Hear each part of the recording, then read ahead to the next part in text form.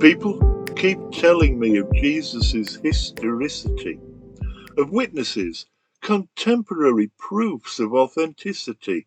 So let's examine the main claims, the oft-repeated ancient names of Josephus, Eusebius, Tacitus and Pliny, and finally the one you don't know who can actually show, the one who was there at Passover where a young rabbi was killed, crucified on a hill.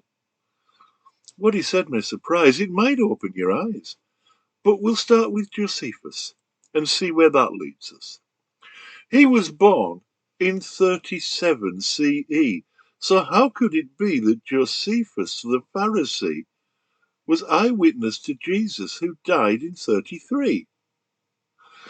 They don't come much more orthodox than Pharisees, you know, living by the scriptures no matter where they go. There's just no way that he would say that Jesus was Messiah.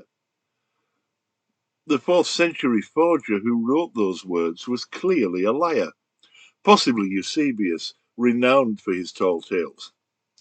Josephus was no Christian, and so the forger fails. Next on the list is Tacitus, born in 56, too late to be a witness, a favourite of apologists who claim he was contemporary, but that's absurd. If Jesus died in 33, Tacitus just repeated what he'd heard. He wrote about the Christians of Pilate and the cross, but so what? That's not the issue. Even if the hearsay Tacitus wrote was true, it doesn't mean the rabble-rousing Jesus really died for me and you. Wandering preachers were 10 a penny, only this one challenged Rome. And Pilate, known for his cruelty, had him crucified, then probably went home and had his tea. Well known in history, we know, can plainly see Pilate's barbarity, unusual even for the 1st century. Suetonius, born in 69, speaks of the Christian sects, but speaks little of their Jesus. He's useless in respect of their claims about divinity. Too distant and too unimpressed, no more helpful to Christian apologists than any of the rest. Pliny the Younger, he was born in 61. He saw Vesuvius in 79 across the Bay of Naples. He watched Pompeii until it was gone. In around 112 CE, he wrote to Emperor Trajan. He told him of the Christians and their loyalty to Jesus, who they could not see. But that's not proof of divinity, only of belief. So 80 years after Calvary, a man who wasn't there wrote to another man who wasn't there about a sect. I'm not impressed. And these are supposed to be the best. Yet none were even living at the time that Jesus died. But there's still one more to mention, and he's hardly on your side.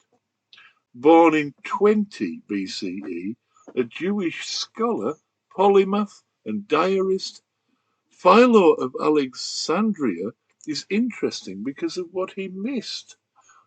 Often in Jerusalem, including at the time of Jesus' death, Philo wrote lots about the Messiah, but never mentioned Jesus, who he left unsung, unnamed, unnoticed, unexplained. But that's not all he didn't see.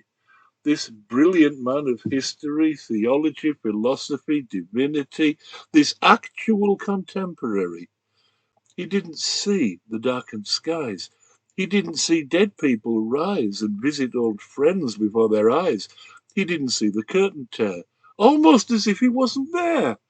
He didn't see the tables turn in the temple square. He didn't hear of an empty tomb or angels in the morning gloom.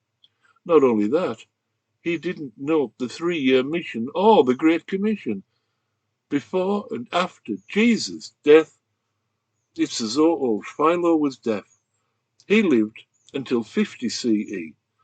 Writing most prolifically, this wise theologian couldn't see any reason to record a word about this alleged Lord. Don't you think that's odd?